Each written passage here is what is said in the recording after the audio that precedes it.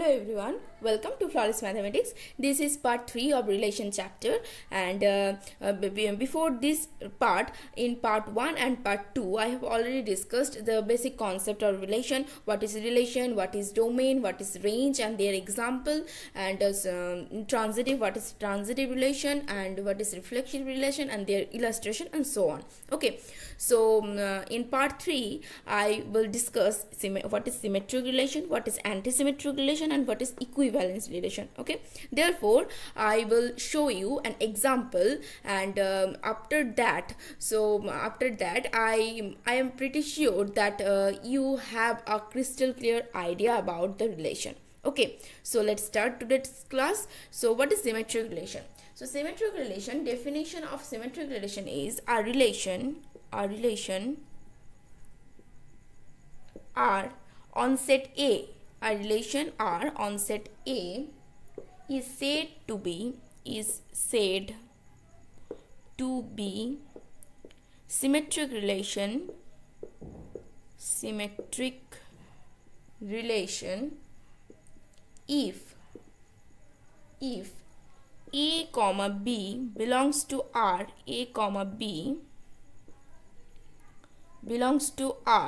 that means relation, such that B comma A is also belongs to R for all A comma B belongs to A. Okay, so A is set, and the relation on set A, R, is said to be symmetric relation if A comma R is belongs to R, and such that B comma A also belongs to R.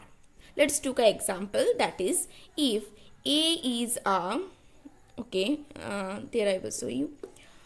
So let's say A is 1, 2, 3. So R is said to be a symmetric relation if they are present 1, 2 and 2, 1.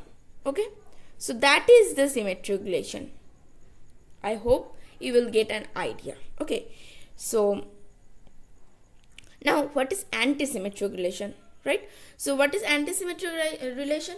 Now from the term anti-symmetric, you will guess something that what is anti-symmetric relation. So let A be any set. Okay, let A be any set, and our relation, same thing, our relation R on set A is said to be anti-symmetric relation, anti-symmetric relation if A comma A, this pair belongs to R, such that B comma A, here such that is not the correct, A comma B belongs to R and B comma A is also belongs to R, such that A equals to B for all A comma B belongs to A. Okay, so there the condition is A comma B is belongs to R, then B comma A is also belongs to R. Okay, where R is a relation on set A, and A and B are the elements of set A. Okay, now what is anti-symmetric relation? There the condition is that A comma B that belongs to R and B comma A is also belongs to R, and such that A equals to B for all A comma B belongs to A set. Okay, belongs to A set. Now the third relation is what is equivalence relation. Okay, after a few minutes I will show you an example. Okay, so what is equivalence relation? A relation if a relation is reflexive, symmetric and transitive also. Okay, and transitive, then we can say the relation is equivalence relation. Okay, the relation is equivalence relation. that is most important term, equivalence relation. Okay, sometime we have to prove that there is a example of relation and is the relation is equivalence relation. Okay, so what is equivalence relation? I have to show you that what is equivalence relation, the example of equivalence relation. Okay, so you must you must prove that the relation is reflexive, the relation is symmetric, and the relation is transitive, and then you may conclude that the relation is equivalence relation. Okay, now let's take an example. Let's take an example. So before that, okay, let's say A is a set equals to 1, 2, 3. Now our task is that give me or okay, give an example of R. Okay, R, which is defined by relation on set A. Okay, give an example of R number 1, which is reflexive and transitive but not symmetric, right?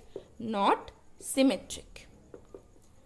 A is a set 1, 2 and 3. Now give an example of R which is reflexive and transitive but not symmetric. Okay, let's do. So R equals to 1, 1, assume R equals to 1, 1, 2, 2 and 3, 3, because if we want to the relation reflexive relation, then we have to there are 3 pair 1, 1, 2, 2, 3, 3, because from the definition of reflexive relation we knew that A, A is belongs to R. What is the A? What is the small a? Small a is the element of capital A set, which I have discussed in part 2. Okay, so that is that relation is reflexive. Now if we want this relation transitive relation, then what will we do? So 1, 1, 2, 2, 3, 3, and the another is 2, 1. Why 2, 1? Because from the definition of transitive relation we knew that if A, B is belongs to R and B, C belongs to R, then such that A, C is also belongs to R, then we can say that the relation is transitive relation. Okay, now if we assume that A is 1, B is 2 and C is also 1, then A, B is 1, 2, okay, or so okay, A, B is 1, 2 and B, C is 2, 1, okay, and A, C is 1, 1, okay. Now there is a confusion, because 1, 1 and 2, 1 if present in that relation, then that relation is symmetric, because from the definition of symmetric we knew that A, B and B, is belongs to R, then B, A is belongs to R, then we can say that the relation is symmetric relation. Now if we assume that A equals to 1, B equals to 2 and C equals to 1, then we there is a problem that 1, 2 and 2, 1 if these two pair present in our relation, then the relation is symmetric, but here the question is not symmetric. Okay, here the question is not symmetric. Now what can we do? Okay, so let's say now we have to assume another one. Let's say A equals to 2, okay, and B equals to 2 and C equals to 1. Now A, B is 2, 2, that is present in the relation, and B, C 2, 1 that is also present in the relation, and A, C that is 2, 1 this is the same with B comma C, and that is present in the relation. Now we can say that the relation is reflexive, transitive, but not symmetric. Okay. Now it's your time to take another example without this example. Okay. And after that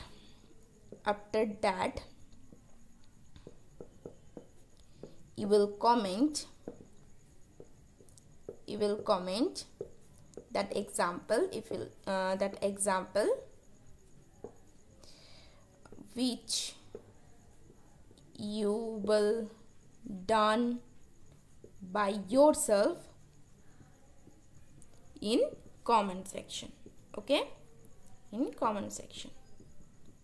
Now it's your homework that you have, and you will have, or you will done by yourself another example, okay, of R which is reflexive, transitive, but not symmetric. Okay, and it is number 1. Now question number 2 is give an example of R which is reflexive,